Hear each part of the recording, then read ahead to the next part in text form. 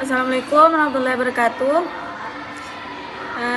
Alhamdulillahirrahmanirrahim. Saya sendiri yang bernama Adibatun Maulidia dari Prodi MPI kelas 3A.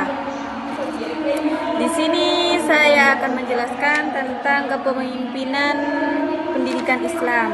Nah, kepemimpinan pendidikan Islam ini terbagi menjadi 5. Yang pertama ialah pengertian kepemimpinan dalam pendidikan Islam, dan yang kedua karakteristik pemimpin dalam pendidikan Islam, dan yang ketiga ialah tugas pemimpin dalam pendidikan Islam, dan yang keempat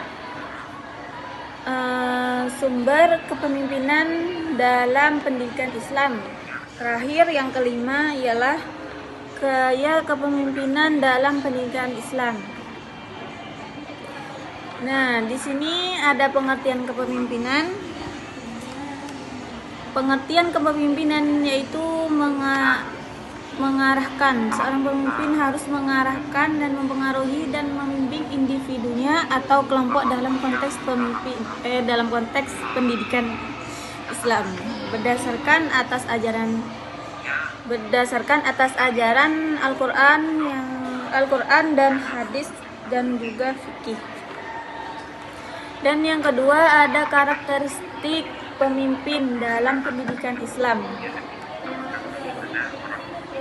Seorang pemimpin itu harus mempunyai karakteristik itu dengan tanggung jawab, dan juga harus mengelola tugasnya dengan baik, dan juga jujur dan juga adil. Adil itu ya tidak memihak dan berusaha bersikap objektif gitu. Ada juga kecerdasan. Nah, pemimpin itu harus mempunyai kecerdasan seperti memiliki kemampuan intelektual, sosial, dan spiritual. Ada yang ketiga ini tugas pemimpin. Tugas pemimpin dalam pendidikan Islam. Pemimpin itu harus menanamkan nilai-nilai Islam seperti keimanan, akhlak mulia, dan ibadah. Seperti mengembangkan potensi peserta didik baik dengan intelektual, emosional, dan juga maupun spiritual. Ada yang keempat, dan yang keempat ini sumber kepemimpinan. Sumber kepemimpinan seperti yang telah diberitahukan dalam Al-Quran sebagai panduan utama, dan juga hadis Nabi, contoh perilaku seperti tingkah lakunya Rasulullah seperti apa. Rasulullah kan seperti seorang pemimpin yang luar biasa gitu. Nomor 5 yang terakhir yaitu gaya kepemimpinan dalam pendidikan Islam. Kepemimpinan contoh misal seperti Nabi Muhammad SAW, beliau kan mempunyai tauladan yang utama seperti mengedepankan musyawarahnya dan kasih sayang kepada umatnya. Kepemimpinan, nah di sini ada kepemimpinan demokratis. Demokratis itu seperti mengajak musyawarah, transparan, dan menghargai pendapat orang lain.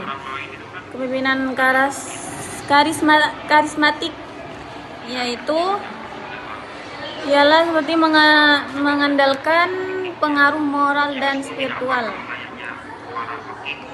Dan terakhir ada 5. Ya, di sini terakhir ada tujuan kepemimpinan dalam pendidikan Islam. Seperti menciptakan insan kamil, manusia sempurna seperti Nabi tadi, yang berakhlak baik, berpengetahuan, dan juga bertakwa. Sang pemimpin itu harus membangun peradaban Islam melalui pendidikan yang berlandasan ajaran Islam.